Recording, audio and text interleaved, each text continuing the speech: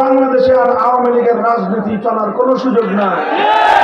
আওয়ামী লীগের রাজনীতি প্রতিহিংসার রাজনীতি, শেখ হাসিনার রাজনীতি স্বৈরতন্ত্রের রাজনীতি, শেখ হাসিনার রাজনীতি জুলুম শাসনের রাজনীতি, শেখ হাসিনার রাজনীতি ফ্যাসিবাদের রাজনীতি, শেখ হাসিনার রাজনীতি বিভাজনের রাজনীতি, শেখ হাসিনার রাজনীতি বাংলাদেশ থেকে সম্পদ লুটপাট করে পাচার করার রাজনীতি। মনে রাখবেন, আমরা কিন্তু হিন্দু ধর্মাবলম্বীদের মন্দিরের কোন মূর্তির সমালোচনা কোনোদিন করিনি।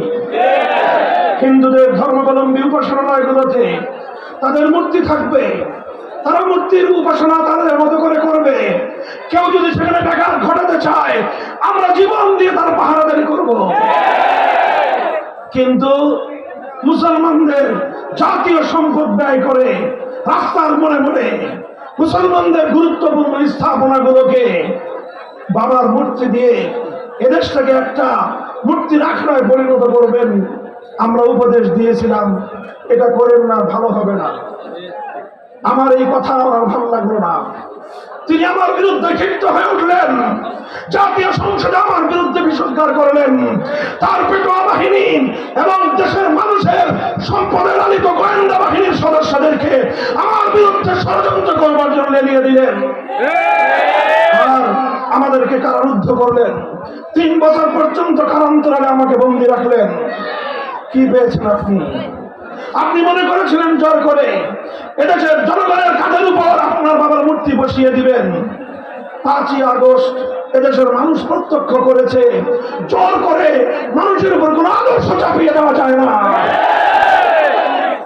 আমরা বলেছিলাম ভালো কথা, শোনেন নাই। এখন গোটা বাংলাদেশ থেকে আপনাকে আপনার বাবার নাম সহ উৎখাত করে দিয়েছে।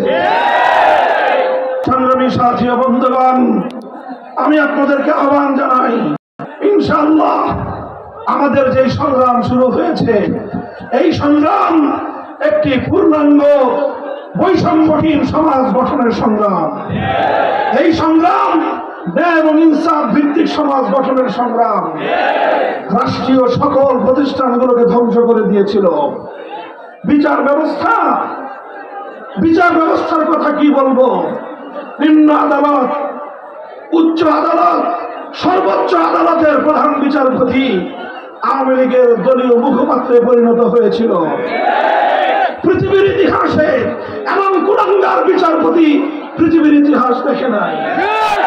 এই সকল কুলাঙ্গার বিচারপতিদের মাধ্যমে বাংলাদেশ থেকে তত্ত্বাবধায়ক সরকার ব্যবস্থাকে সে বিদূরিত করে দিয়ে, তত্ত্বাবধায়ক সরকার ব্যবস্থাকে বিলোপ করে দিয়ে নিজস্ব একতরফা নির্বাচনের মাধ্যমে 15 বছর পর্যন্ত মানুষের ভোটাধিকার হরণ করেছিল।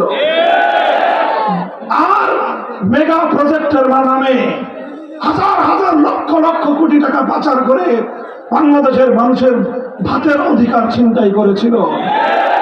এরপর রাতের আধারে যখন তখন যাকে তাকে তুলে নিয়ে গুম করে লাশ পর্যন্ত মায়ের করে ফেরত দেয় না। বৃহত্তর সিলেটের ইলিয়াস আলীর সন্তান এখনো কাঁদে। আজও পর্যন্ত ইলিয়াস আলীর পরিবার জানে না তার ভাগ্যে কি ঘটেছে। এই বাংলাদেশ যেটা ছিল সোনার বাংলাদেশ, সেই সোনার বাংলাদেশকে বানিয়েছিল সে খুনের বাংলাদেশ। শাইখুল হাদিস আল্লামা আজিজুল হক বলতেন, আজ বাংলাদেশের যে অবস্থা, এখানে নুনের চেয়ে খুনের দাম কম। আমরা আবার সেই বাংলাদেশ ফিরিয়ে আনতে চাই, যেই বাংলাদেশের জন্য রক্ত দিয়েছিলেন শাহজালাল মুজাররদ ইয়ামানি, যে বাংলাদেশের জন্য সংগ্রাম করেছিলেন শাহজালাল, যে বাংলাদেশের জন্য রক্ত দিয়েছিলেন হাজী শরীয়তুল্লাহ, যে বাংলাদেশের জন্য রক্ত দিয়েছিলেন বীর শহীদানেরা, সেই বাংলাদেশ আমরা গড়ে তুলবো ইনশাআল্লাহ। বৈষম্য বিরোধী ছাত্র জনতা মাঠ ছেড়ে দেয়নি। আগামীকাল শহীদ মার্চের ঘোষণা দিয়েছে। আমি বাংলাদেশ খেলাফত মজলিসের পক্ষ থেকে ছাত্র জনতার এই শহীদ মার্চের কর্মসূচির সাথে সংহতি প্রকাশ করছি। ইনশাআল্লাহ যতদিন পর্যন্ত ফ্যাসিবাদের সকল শক্তি বাংলাদেশ থেকে পরিপূর্ণ মূলোৎপাটন না হবে, ততদিন পর্যন্ত আমাদেরকে রাজপথে অবস্থান ধরে রাখতে হবে। আমরা চাই বাংলাদেশ সকল মানুষের অধিকার প্রতিষ্ঠিত হবে। হিন্দু, বৌদ্ধ, খ্রিস্টান, সকল সংখ্যালঘু এবং ধর্মপ্রাণ বাংলাদেশের মুসলমানরা যার যার ধর্মীয় স্বাধীনতা নিয়ে এদেশের সম্প্রীতি সৌহার্দ্যপূর্ণ পরিবেশে বাংলাদেশ তার লক্ষ্য বানায় গিয়ে চলবে। অন্তর্বর্তীকালীন সরকারের প্রতি আহ্বান, 2009 সাল, 13 সাল, 14, 15, 16, 2021, 2024 সালে যত মানুষকে হত্যা করা হয়েছে, যতগুলো গণহত্যা পরিচালিত হয়েছে, প্রতিটি হত্যাকাণ্ডের সুষ্ঠু বিচার নিশ্চিত করতে হবে। বাংলাদেশের সাথে ভারতের বন্দি বিনিময় চুক্তি রয়েছে, সেই চুক্তির মাধ্যমে খুনি হাসিনাকে ধরে এনে বাংলার মাটিতে বিচার করতে হবে। যদি সরকারের কেউ কোন মহল খুনি হাসিনার বিচারকে বাধাগ্রস্ত করবার চেষ্টা করে, তার বিরুদ্ধে বাংলাদেশের মানুষ গর্জে উঠবে।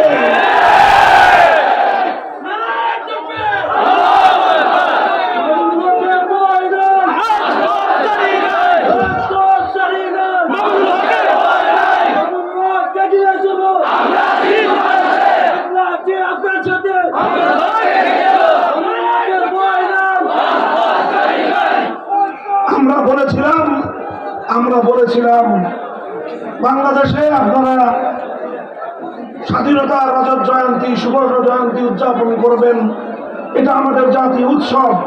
কিন্তু এই উৎসবে নবখাতক গুজরাটের কসাইকে আহ্বান করে আমার স্বাধীনতার অনুষ্ঠানকে কলঙ্কিত করবেন না। আমাদের কথা ভালো লাগলো না। আমরা বলেছিলাম আপনার মরহুম পিতার ভাস্কর্য বানায় জাতীয় সম্পদ ব্যয় করে আমাদের ট্যাক্সের টাকা দিয়ে আপনি সাধারণ জাতীয় স্থাপনাগুলোতে, মহাসড়কগুলোতে আপনার বাবার মূর্তি বসাতে পারেন না।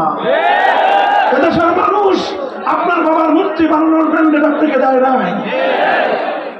আমরা মুসলিম জনপদে সড়কের মোড়ে মোড়ে এইভাবে তার বাবার মূর্তি বসানোর বিরুদ্ধে তাকে উপদেশ দিয়েছিলাম।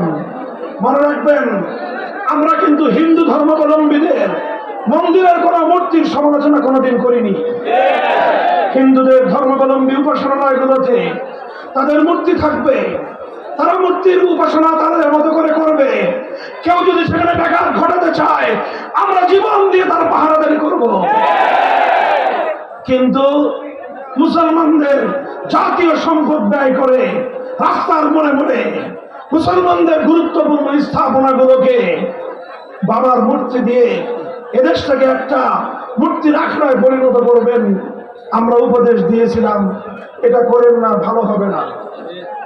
আমার এই কথা আমার ভালো লাগলো না। তিনি আমার বিরুদ্ধে ক্ষিপ্ত হয়ে উঠলেন, জাতীয় সংসদে আমার বিরুদ্ধে বিষোদ্গার করলেন। তার পেটোয়া বাহিনী এবং দেশের মানুষের সম্পদের লালিত গোয়েন্দা বাহিনীর সদস্যদেরকে আমার বিরুদ্ধে ষড়যন্ত্র করবার জন্য নিয়ে দিলেন আর আমাদেরকে কারারুদ্ধ করলেন। 3 বছর পর্যন্ত কারান্তরালে আমাকে বন্দী রাখলেন। কি পেয়েছেন আপনি? আপনি মনে করেছিলেন জোর করে এদেশের জনগণের কাঁধের উপর আপনার বাবার মূর্তি বসিয়ে দিবেন। 5ই আগস্ট এদেশের মানুষ প্রত্যক্ষ করেছে, জোর করে মানুষের উপর কোন আদর্শ চাপিয়ে দেওয়া যায় না। আমরা বলেছিলাম ভালো কথা, শোনেন নাই। এখন গোটা বাংলাদেশ থেকে আপনাকে আপনার বাবার নাম সহ উৎখাত করে দিয়েছে। বাংলাদেশে আর আওয়ামী লীগের রাজনীতি চলার কোন সুযোগ নাই। আওয়ামী লীগের রাজনীতি প্রতিহিংসার রাজনীতি, শেখ হাসিনার রাজনীতি স্বৈরতন্ত্রের রাজনীতি, শেখ হাসিনার রাজনীতি জুলুম শোষণের রাজনীতি, শেখ হাসিনার রাজনীতি ফ্যাসিবাদের রাজনীতি, শেখ হাসিনার রাজনীতি বিভাজনের রাজনীতি, শেখ হাসিনার রাজনীতি বাংলাদেশ থেকে সম্পদ লুটপাট করে পাচার করার রাজনীতি।